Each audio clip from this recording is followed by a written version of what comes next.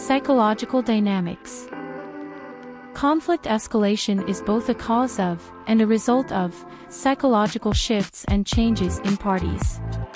While we don't have time to get through all of these psychological changes in this course, we're going to touch on a few of the most significant and common psychological shifts that we might see. Collective identities, in-group versus out-group. Awareness that members share the same social identity and recognition that they are members of the same group. Increased group cohesiveness. Conformity to group norms and increased negative perception of out-group.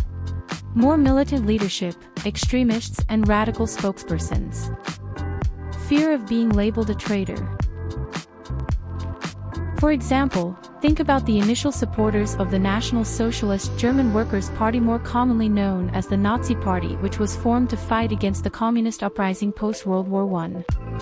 Many individuals who were initially supportive of the party's pro-worker and anti-big business capitalism ideology became caught up in something that was far greater and didn't necessarily align with those initial beliefs.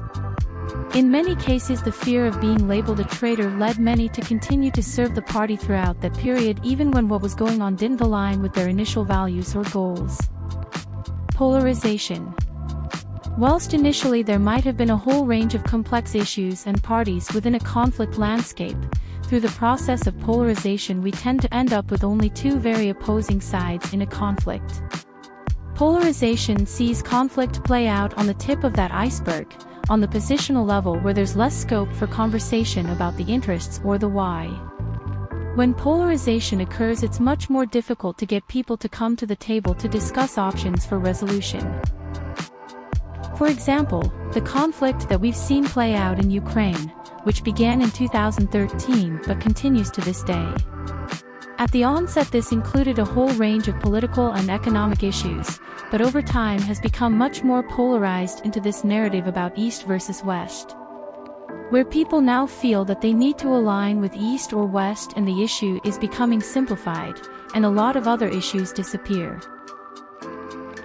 Stereotyping are generalizations or assumptions that people make about the characteristics of all members of a group, based on an image about what people in that group are like. During polarization, this process of stereotyping can often occur. In conflict escalation, these stereotypes often grow worse, simpler, and more demonizing.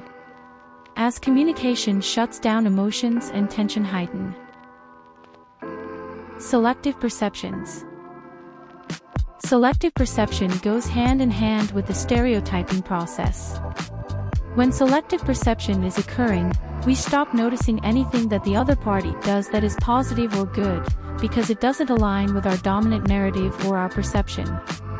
So, we'll either give it less weight or we'll disregard it altogether. Additionally, selective perception has the potential to develop into a self-fulfilling prophecy. When parties are continually subjected to negative stereotypes, they'll often tend to adopt or display those features in the end.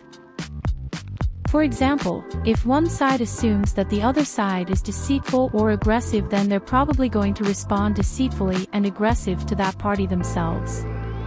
That party will then develop a similar image of the first party and will respond deceptively, and thus confirming the initial stereotype of the original party. It feeds into those norms for reciprocation. If we tell a person 10 times that they're horrible and aggressive, then after that 10th time the person is likely to become horrible and aggressive or display those characteristics. Entrapment, sacrifice trap. Entrapment refers to a psychological or a cognitive bias where parties feel like despite having experienced extreme losses or costs in the conflict, they can't let go of it and have to continue to engage in order to make up for those losses.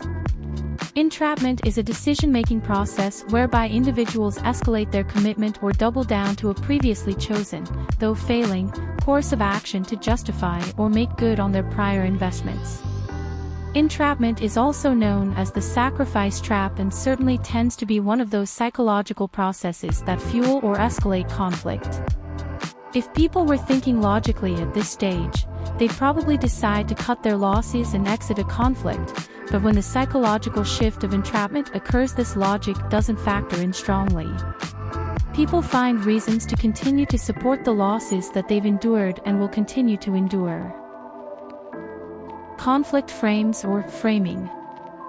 Frames set up or filter people's perceptions by just determining the field of vision for a problem at the center of a conflict.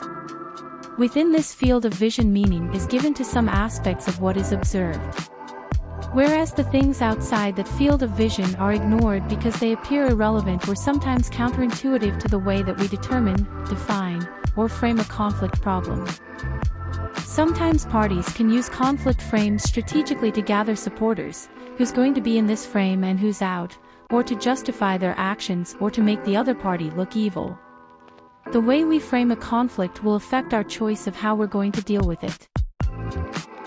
Our role as conflict practitioners is often about expanding our thinking, to mitigate this framing effect, to understand and surface what it is that's framed as part of this conflict, and to try and broaden that to the most constructive frame possible.